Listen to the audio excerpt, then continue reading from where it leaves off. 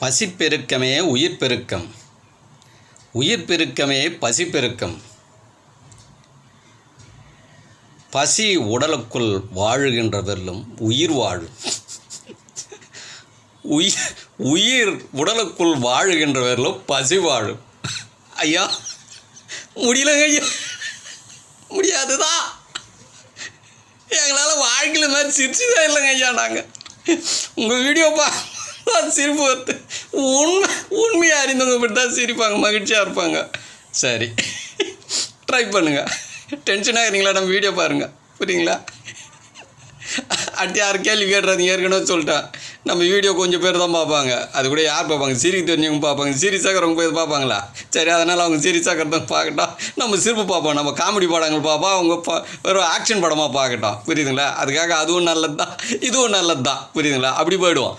சரி, இப்போ மார்க்கத்தில் 3 மார்க்கம் சொன்னேன் நான்.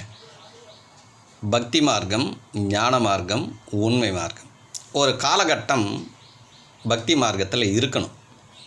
அதை தப்புன்னு நான் சொல்ல மாட்டேன், மற்றவங்க யாருன்னா சொல்ல நான் சொல்ல மாட்டேன். அடுத்து ஒரு காலகட்டம் ஞான மார்க்கம் வரணும். அடுத்து ஒரு காலகட்டம் உண்மை மார்க்கம் வரணும். உண்மையில் வந்து நின்றுன்னு இல்லை, அப்போ தானே நம்ம முழுமையை அடைய முடியும். அப்போ அந்த உண்மை மார்க்கம் என்பது என்ன அப்படின்னா சுய அறிவு. பாடத்துக்குள்ளே வர ஆரம்பிச்சிட்டேன். கூர்ந்து கவனிக்கணும். எவ்வளோ நாள் அப்படி சிரிச்சிங்க, இதுக்கு மேலே கூர்ந்து கவனிக்கணும். எப்படி? சுய அறிவு. யார் சொல்கிற அறிவையும் இந்த உடல் ஏற்றுக்கொள்ளாது, புரியுதுங்களா? அது ஏற்றுக்காது. அது நிரந்தரமாக இருக்கும் இந்த உடலில். அந்த அறிவு குறையுது என்றால் ஆயுள் காலம் குறையுதுன்னு அர்த்தம். ஒரு புரியறதுக்கு அறிவுன்னு சொல்லுவேன். நான் அறிவிலே நிட மாட்டேன். அறிவையும் கடந்தது எது என்றால் உணர்வு. உணர்வில் இருந்து பிறப்பது தான் அறிவுன்னுவேன். அறிவுக்கு ரொம்ப முக்கியத்துவம் கொடுக்க மாட்டேன். உணர்வு, அந்த உணர்வு தான் பசி. இதுதான் ஆதி நிலைன்னு சொல்கிறேன், புரிஞ்சுதுங்களா? உணர்வு இருக்கும்போது தான் அசைவு இருக்கும், புரியுதுங்களா? அந்த அசைவு என்பது அறிவாக வைத்து கொள்ளுவோம். ஆனால் அதுக்கு முன்னோடி எது? உணர்வு. அதுதான் பசி உணர்வுன்னு சொல்லுவாங்க. சாதாரணமாக நீங்கள் பேசும்போது உங்கள் பேச்சிலேயே ஒரு மணி நேரம் பேசிட்டு உங்கள் பேச்சை கவனிச்சு பாருங்களேன். இது எத்தனை முறை வருதுன்னு பாருங்களேன். ஒரு உண்மையை நீங்களே பேசுகிறீங்க, பேசிட்டு அது உங்களுக்கே புரியலனா என்ன பண்ண முடியுங்க? இதை இதை தான் நான் புரிஞ்சுக்கினவன். இதுதான் உண்மை மார்க்கம். இதை தான் எங்களுடைய தோழர்களுக்கெல்லாம் சொல்லி கொடுத்து நாங்கள் இப்போ டெவலப்மெண்ட் ஆகின்னு வரோம். உண்மை மார்க்கம். அந்த உண்மை மார்க்கத்தில் நீங்களும் இருக்கிறீங்க, ஆனால் எந்த இடத்துல இருக்கிறீங்கன்னு உங்களுக்கு தெரில. நீங்கள் மொத்த பேர் இருக்கிறீங்க. உண்மை மார்க்கத்தில் 800 கோடி பேர் இருக்கிறீங்க. ஒரு நாளைக்கு 800 கோடி பேர் இருக்கிறீங்க. ஆனால் 800 கோடி பேர் இந்த உண்மை மார்க்கத்தில் இருக்கிறீங்க. எந்த இடத்துல இருக்கிறீங்கன்னு நீங்கள் தெரிஞ்சுக்காதக்கிறீங்களே. திசை திரும்பி விட்டீர்கள். சிந்திங்க, சிந்திக்க பாடம் இதுக்கு மேலே ஸ்டார்ட் ஆகிடுச்சு. ஆழ்ந்து சிந்தித்தால் புரியும். ஏதோ இதை பார்த்துட்டு அடுத்த வீடியோ பார்க்கலான்னா புரியாது. அதனால தான் சொல்லுவேன், அமைதியாக இருக்கும்போது இதை பார்த்துட்டு கொஞ்ச நேரம் ஆஃப் பண்ணிட்டு இதை கூர்ந்து உங்களுடைய உடலுக்குள் கேள்வி கேளுங்கள். தெளிவான பாடம். என்னுடைய உணர்வு எனக்கு சொந்தம், உங்களுக்கு சொந்தமில்லை. உங்களுடைய உணர்வு உங்களுக்கு சொந்தம். என் அறிவையும் என்னுடைய உணர்வையும் நீங்கள் ஏற்றக்கூடாது. இதாங்க உண்மை மார்க்கம். தெளிவு உண்மை தான், புரியுதுங்களா? பிறர்தெல்லாம் ஏற்றுக்கூடாதுங்க. பிறர்தெல்லாம் அந்த உடல் ஏற்றுக்காது, புரியுதுங்களா? இதை தெளிவாக புரிஞ்சுக்குங்க. ஒரு 1வது படிச்சிங்கன்னா 2வதுக்கு வாங்க, 2வதுக்கு வந்தீங்கன்னா 3வதுக்கு வாங்க, லாஸ்ட்டில் 8வதுக்கு வாங்க, அடுத்து 10வது வாங்க, அடுத்து 12வது வாங்க.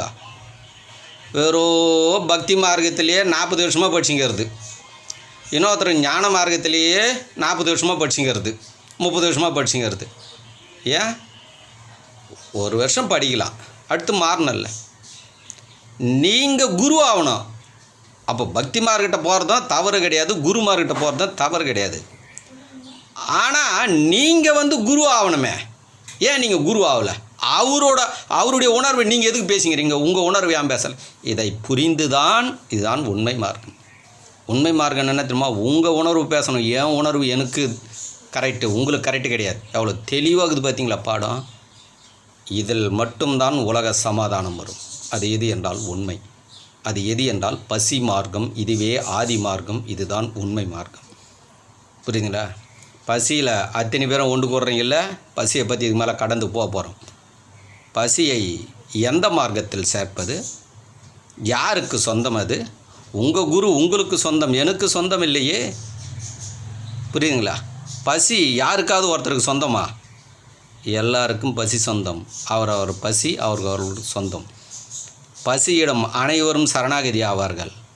ஆனால் உங்கள் குருவினிடம் அனைவரும் உலகத்தில் இருக்கிற 800 கோடி பேர் சரணாகதி ஆவாங்களா? ஏற்றுக்குவாங்களா? இன்றைக்கி தான் சிந்திக்கிறீங்கள. அற்புதமான மார்க்கங்க உண்மை மார்க்கம். பிரபஞ்சம் என்ன பண்ணுது பார்த்தீங்களா? என்னென்னலாம் ப்ரோக்ராம் பண்ணுது பாருங்கள். இதை ஆழ்ந்து உங்களுக்குள் சிந்தித்து உங்களுக்குள் கேள்வி கேட்டு பதில் அனைத்தும் உண்மை மார்க்கம் என்பது நான் பதில் சொல்ல மாட்டேன். எனக்கு பதில் என்னுடைய உடல் சொல்லும்.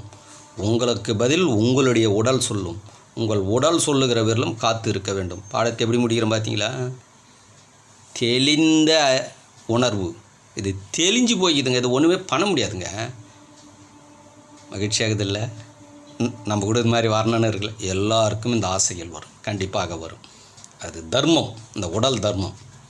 அதனால் இந்த உடலுக்கு நீங்கள் இந்த தர்மத்தை செய்து அந்த சுய அறிவில் நீங்கள் மிதந்து ஆனந்த நிலை அடைந்து இந்த உடலுக்கு புண்ணியம் செய்து இந்த உடலை ஆதியில் கலந்து விடுங்கள். மகிழ்ச்சி. அது எது கலக்கும் தெரியுமா? பசிதான் கலக்கும். புரியுதுங்களா? நன்றி, மகிழ்ச்சி.